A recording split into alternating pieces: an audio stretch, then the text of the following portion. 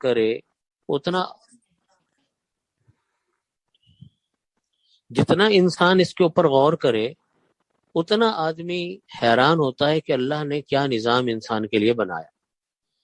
آپ یہ دیکھیے کہ جب آدمی کا کسی مرد عورت کا نکاح ہوتا ہے، پھر اللہ تعالیٰ اولاد کی نعمت ان کو دیتا ہے، تو ہر انسان کا ایک خاندان وجود میں آتا ہے۔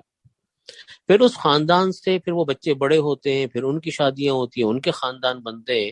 اسی طرح اللہ تعالیٰ نے انسان کو بنایا اور انسان کا نظام اللہ نے اسی طریقے سے رکھا ہے۔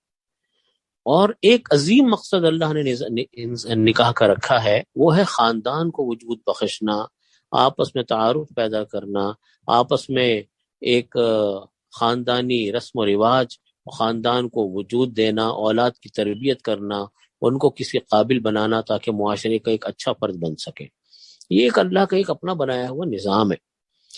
جہاں جن ممالک میں آج یہ نظام ختم ہو گیا اور لوگ بغیر نکاح کے رہ رہے، ایک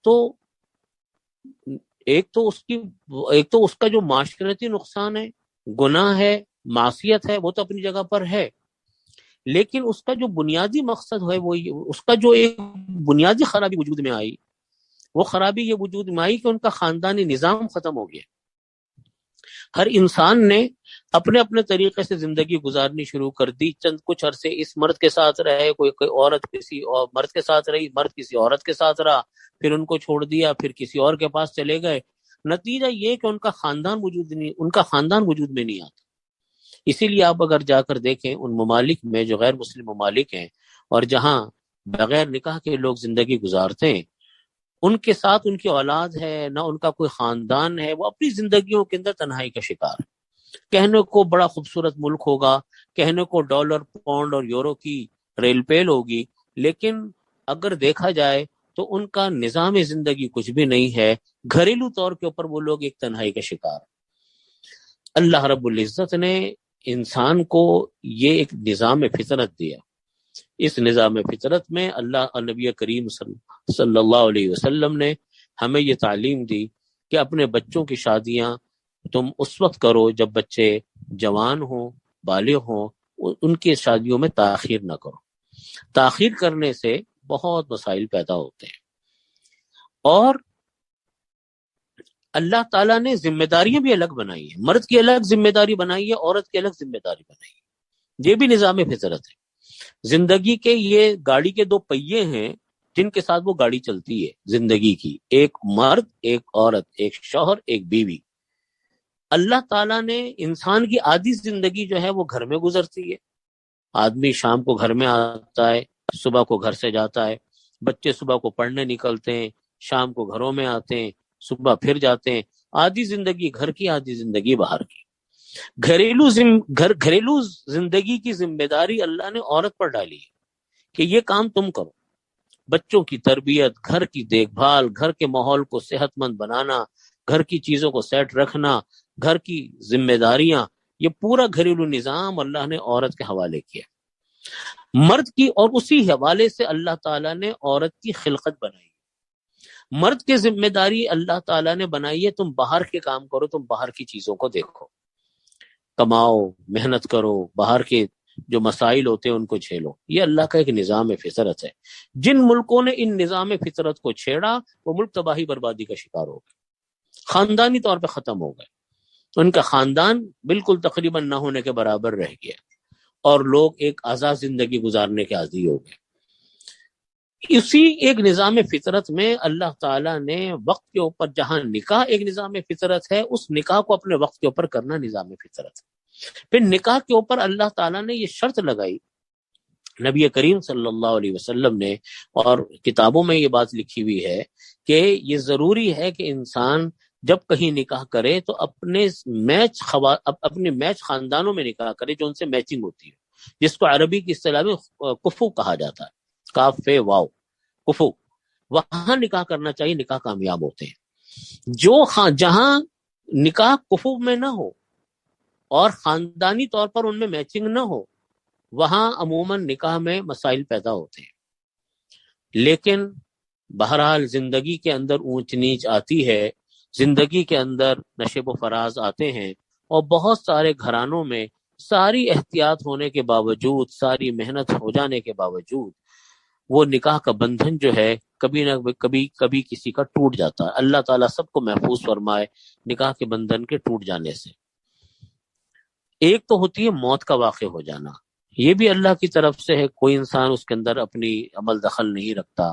اور ایک ہوتا ہے طلاق دے دینا۔ طلاق نکاح میں طلاق شریعت میں اس کو ابغض المباحات کہا گیا، یعنی انتہائی ناپسندیدہ ترین چیزوں میں سے ایک چیز یہ طلاق ہے۔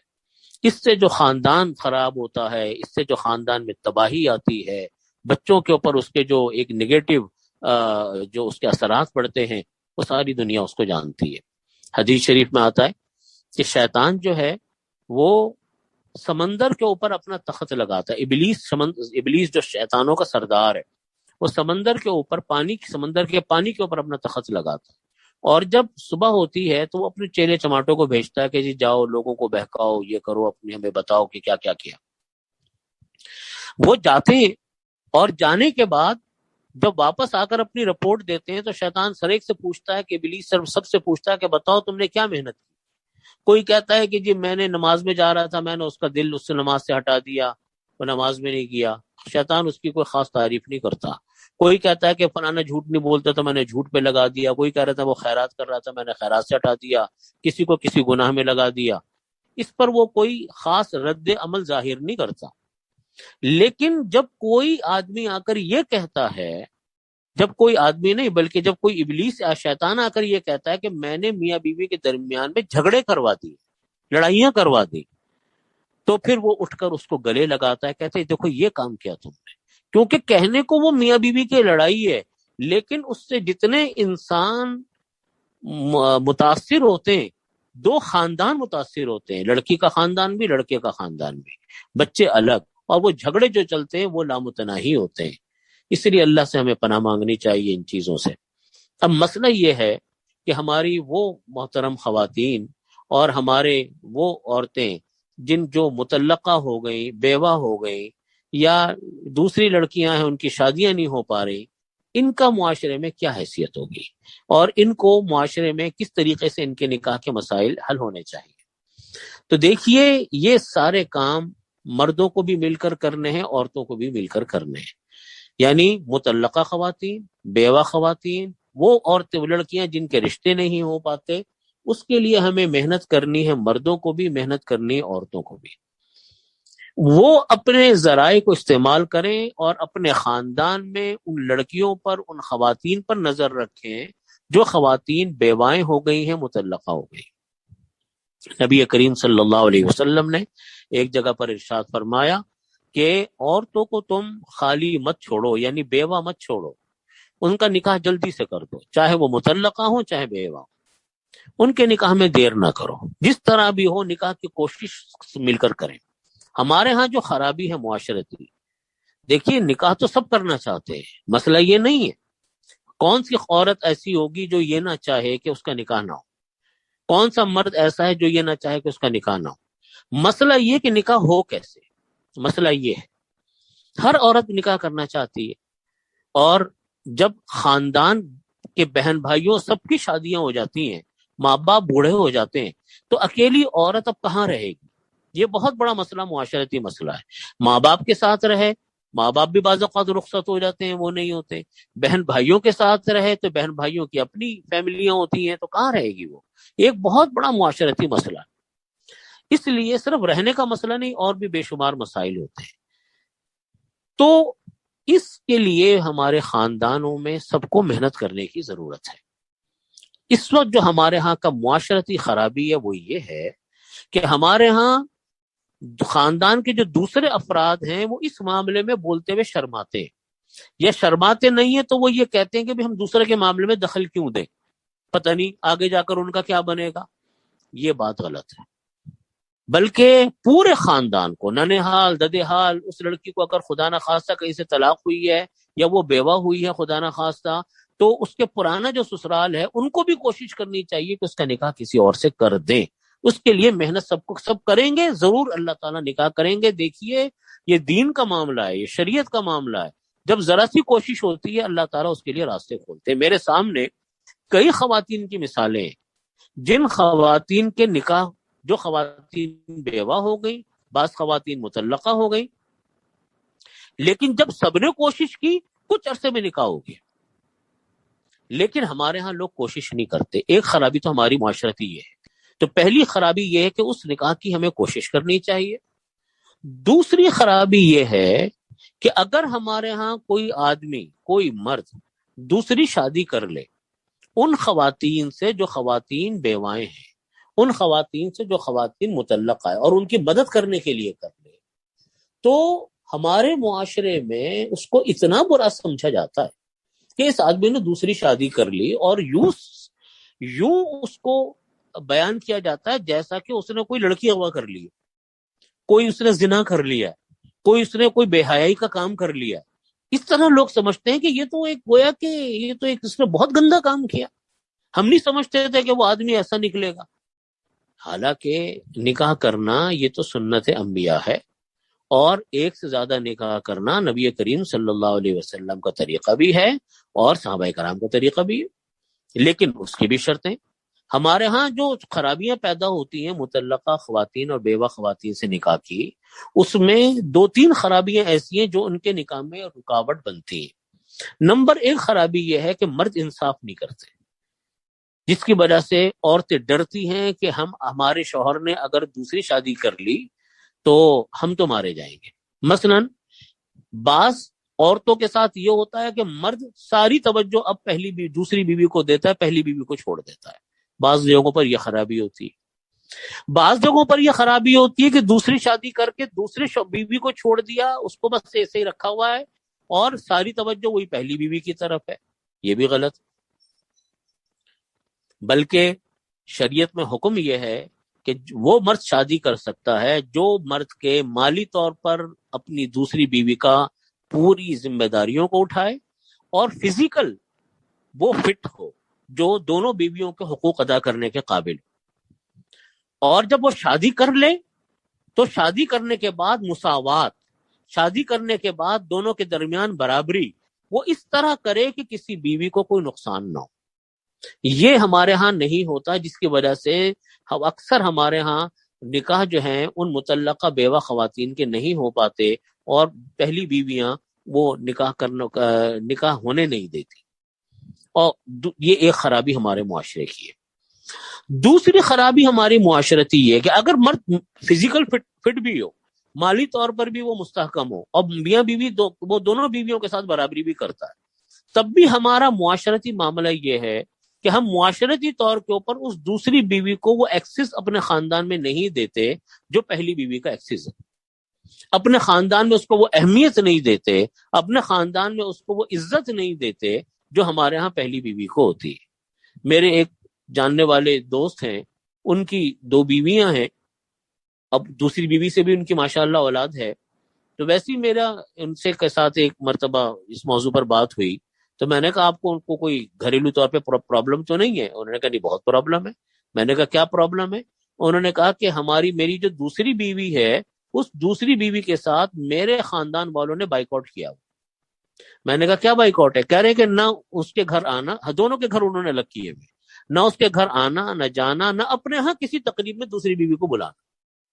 تو میں نے کہا کہ جو آپ کے بچے ہیں جو دوسری بیوی سے ہیں اور وہ خود بیوی ہے، تو جب وہ دیکھتی ہوگی کہ جی خاندان میں شادی ہے، تقریبات ہیں، اور لوگوں کو پورے خاندان کو انوائٹ کیا جا رہا ہے، لیکن وہ دوسری بیوی شریک نہیں ہو رہی، تو اس کو تو بچوں پر تو ایک بڑا اس کا نیگیٹو امپیکٹ آتا ہوگا۔ انہوں نے کہا ہاں جی بالکل ہوتا ہے، لیکن ہمارے خاندان میں کوئی ایکسیز ہی نہیں ہے۔ کہہ رہے ہیں کہ آپ بتائیں میں خاندان والوں کو کیسے سمجھاؤں، برابری تو میں نے کر لی، یہ ہمارا قصور ہے۔ تو دیکھیے نبی کریم صلی اللہ علیہ وسلم کی ہمیں سنتوں کو اپنانا چاہیے۔ یہ آپ صلی اللہ علیہ وسلم کی سنتوں کو نہ اپنانے کی وجہ سے یہ خرابیاں پیدا ہوتی ہیں۔ آپ صلی اللہ علیہ وسلم کی سنت کیا ہے کہ آپ نے کنواری جو آپ کی بیوی تھی وہ ام المومنین حضرت عائشہ صدیقہ رضی اللہ عنہا تھی۔ باقی تو آپ نے مطلقہ اور بیوہ خواتین سے شادی کی ہے، اور ان سے شادی کر کے آپ نے ان کی جہاں مدد کی، وہاں ایک بہت بڑی امت کو یہ تعلیم دی کہ معاشرے کی وہ خواتین جو کسی وجہ سے بیٹھی رہ جاتی ہیں، کسی وجہ سے پرابلم کا شکار ہو جاتی ہیں، ان کی اس نیت کے ساتھ مدد کریں، یہ باعث ثواب ہے۔ تو ہمیں مردوں کو بھی، مرد بھی اس خرابی کے فروغ میں حصہ بن رہے ہیں کہ وہ انصاف نہیں کر پاتے، وہ برابری نہیں کر پاتے، فزیکل فٹ اگر نہ ہو تو وہ پھر بھی شادی کر لیتے۔ ہر آدمی شادی کرنے کا قابل نہیں ہوتا، لیکن جو ہو سکتا ہے وہ کرے گا، نمبر 1۔ اور دوسری طرف ہمارے ہاں معاشرتی خرابی، خواتین رکاوٹ بنتی ہیں، خاندان رکاوٹ بنتے ہیں، اور خاندان والے ایسی خواتین کا بائیکاٹ کرتے ہیں، اس کو خاندانی طور پر ایکسس نہیں ملتا۔ یہ طریقہ کار غلط ہیں، اور ہم سب کو اس کے اوپر کوشش کرنی چاہیے۔ دیکھیے، اگر کوئی عورت نکاح سے رہ جاتی ہے، میں نے جیسا عرض کیا، جہاں اس کے ایک اپنے جذبات کا ایک اپنے معاملہ ہے، وہ تو اپنی جگہ پر ہے، لیکن معاشرتی طور پر اس کا اتنا بڑا مسئلہ ہے کہ اس عورت کے لیے کوئی ٹھکانہ نہیں بنتا ہمارے خاندان میں اور گھروں میں۔ نتیجہ اس کا یہ ہوتا ہے کہ پھر اکیلی عورت کے لیے طرح طرح کے مسائل پیدا ہوتے ہیں، اور وہ معاشرے کی ان بے رحم موجوں کا شکار ہو جاتی ہے جو ہمارے معاشرے اس کو مسل کے رکھ دیتے ہیں بعض اوقات۔